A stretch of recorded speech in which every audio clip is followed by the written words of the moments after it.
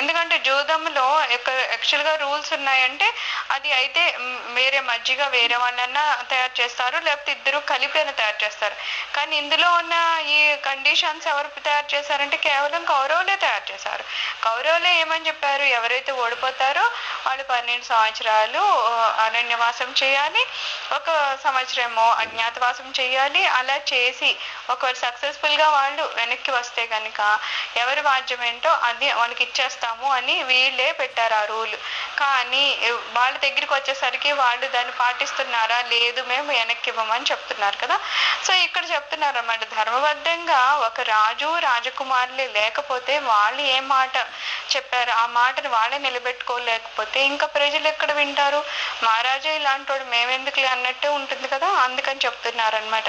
శ్రీకృష్ణుడే కాదు అక్కడ ఉన్న వృద్ధులు కూడా చాలా సార్లు అతనికి చెప్పి చూశారట. ఇక్కడ అదే చెప్తున్నారు కదా, ఎంత మంచి చెప్పుతున్నా సరే ఎదుటివాడికి వినిపించడం లేదు, లేకపోతే అతడు దాన్ని పట్టించుకోవడం లేదంటే అతనికి వినాశకాలం వస్తుంది అని అనమాట.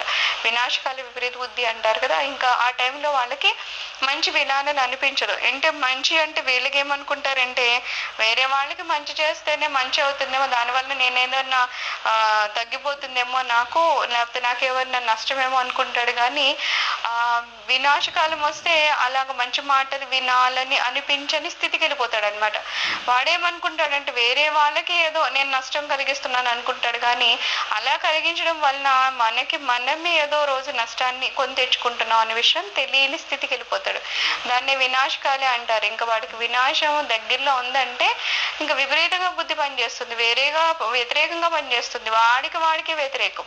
చూడ్డానికి వేరే వాడికి శత్రువులా అనిపించిన మన శత్రువు అంటారు కదా. అలాగా మన ఆలోచనే సరిగ్గా పని చేయక అందరికీ తెలుసు కదా, పాండవులతో గనక యుద్ధానికి వస్తే ఖచ్చితంగా పాండవులే నెగ్గుతారని తెలుసు, అందరికీ కౌరవులు ఓడిపోతారనే విషయం తెలుసు. ఇంత తెలిసినా మరి అంత తెలివైన వాడికి తెలియదా అంటే తెలీదు అని కాదు, అక్కడ అతని బుద్ధి అలాగా ప్రవర్తిస్తుంది అన్నమాట. అతని కర్మలేవో మిగిలిపోతే అతనికి అలాగ చేయాల్సి వస్తుంది. అందుకని ఇక్కడ ఏమైంది అంటున్నారు, కృష్ణుడే కాదు ఎంత మంది చెప్పినా సరే దుర్యోధనుడు ఆ మాటలు వినకుండా ఉన్నాడని చెప్తున్నారు. ఎందుకంటే అది న్యాయబద్ధంగా వాళ్ళకి వెళ్తుంది. ఏమి వీళ్ళని ఊరికనే బాబు కాసింత వాళ్ళకి ఇవ్వండి అని చెప్పడం ఏం కాదు కదా, న్యాయబద్ధంగా ధర్మబద్ధంగా వాళ్ళకి వెళ్ళాలి. వాళ్ళది ఇవ్వండి అని చెప్పడానికి ఆయన రాయబారి కింద వచ్చారు. కానీ ఎంత చెప్పినా సరే వాళ్ళు మాత్రం వినలేదంటున్నారు. కార్యసాధనకు 4 అంగాలు ఉంటాయి. అవి సామధాన భేదదండో మాయాలు.